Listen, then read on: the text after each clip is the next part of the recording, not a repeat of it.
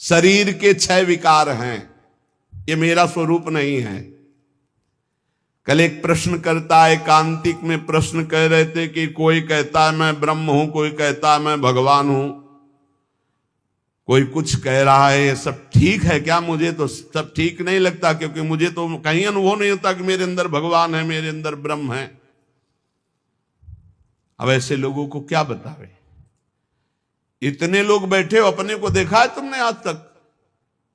ईमानदारी से बताना, धाम में बैठे हो, भगवान को देखा है, ब्रह्म का अनुभव किया, ये तो बहुत ही बात ऊंची है। आप अपने को देखा है? तो कहोगे हाँ देखा है। कहां देखा है? बोले शीशा में देखा है। यही कहोगे? 3.5 हाथ का शरीर है, कोई 10, 20, 50 हाथ नहीं है।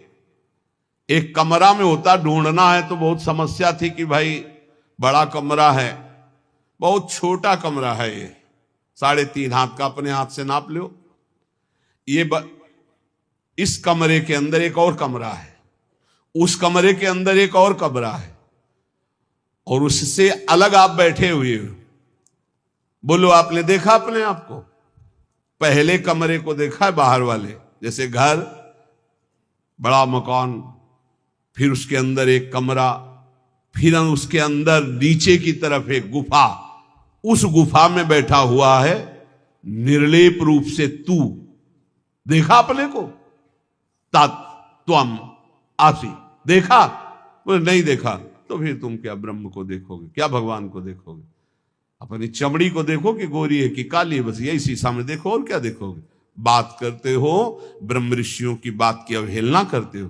कोई भी मार्ग थोड़ी गलत है कि भला जीव ब्रह्म कैसे हो सकता है? तो ब्रह्म जीव हो सकता है ना, ब्रह्म जीव हो सकता है, तो जीव ब्रह्म क्यों नहीं हो सकता? ब्रह्मविद ब्रह्मैव भवति। अज्ञान की बातें मत करो, जहां हो वहां से बहुत ऊंची जगह की बात करते हो।